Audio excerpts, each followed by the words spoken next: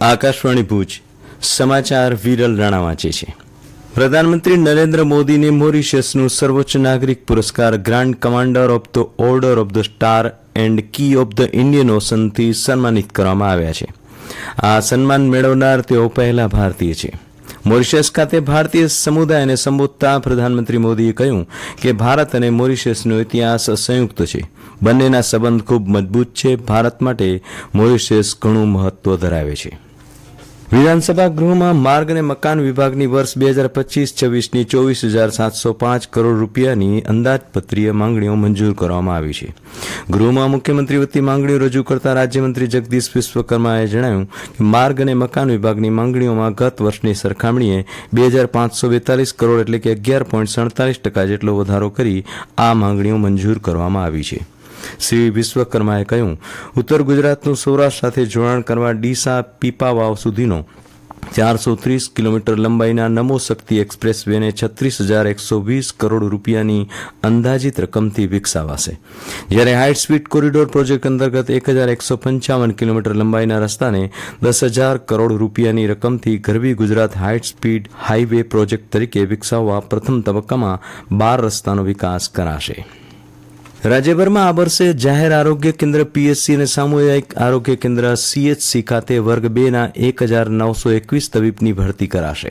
ગુજરાત વિધાનસભા ગૃહમાં પીએચસી અને સીએચસી વર્ગમાં 1 થી 4માં ભરાયેલી જગ્યાઓ અને ખાલી મહેકમ અંગે માહિતી આપતા આરોગ્યમંત્રી ઋષિકેશ પટેલે કહ્યું કે રાજ્ય આરોગ્ય સેવામાં વર્ગ 1ની 1,146 જગ્યાઓ ભરવા જીપીએસસીમાં માંગણા પત્રક મોકલાયા છે. તે પૈકી સીએચસીમાં નિમણૂક આપી શકાય તેવા વિવિધ સંવર્ગની 947 જગ્યા છે. રાજ્યના સામૂહિક આરોગ્ય કેન્દ્રો ખાતે વર્ગ 3ની પેરામેડિકલ સંવર્ગની 865 જગ્યાઓ માટેના માંગણા પત્રક તૈયાર કરવાની કામગીરી ચાલી રહી છે અને તે ગુજરાત ગૌણ સેવા પસંદગી મંડળને મોકલાશે. તેમજ નર્સિંગ સંવર્ગની 1,902 જગ્યા માટે જીટીયુ દ્વારા લેવાયેલી પરીક્ષાનું પરિણામ ટૂંક સમયમાં જાહેર કરાશે તેમ શ્રી પટેલે ઉમેર્યું હતું.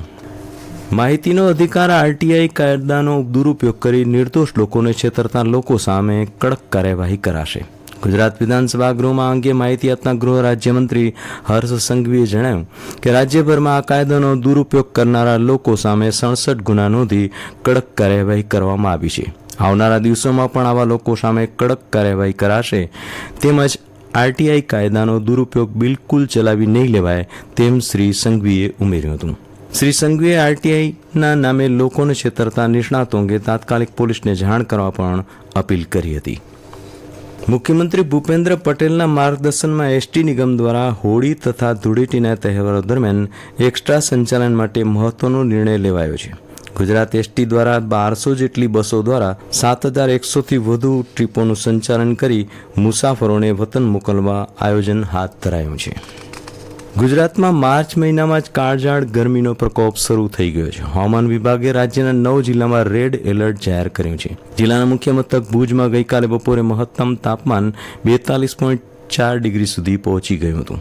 ગરમીના કારણે લોકો કામ સિવાય ઘરની બહાર નીકળવાનું ટાળી રહ્યા છે. આરોગ્ય વિભાગે લોકોને સ્વાસ્થ્ય જાળવવા માટે ખાસ સૂચનાઓ જાહેર કરી છે. લોકોને વધુ પ્રવાહી લેવા, માથું ઢાંકીને સફેદ કપડાં પહેરીને બહાર નીકળવાની સલાહ અપાઈ છે. આરોગ્ય વિભાગના કર્મચારી ભુજ શહેરમાં ઘરે ઘરે જઈને બીમારીની તપાસ કરી રહ્યા છે. શિયાળામાં સખત ઠંડી બાદ હવે ઉનાળાની ગરમીએ જનજીવનને પ્રભાવિત કર્યું છે.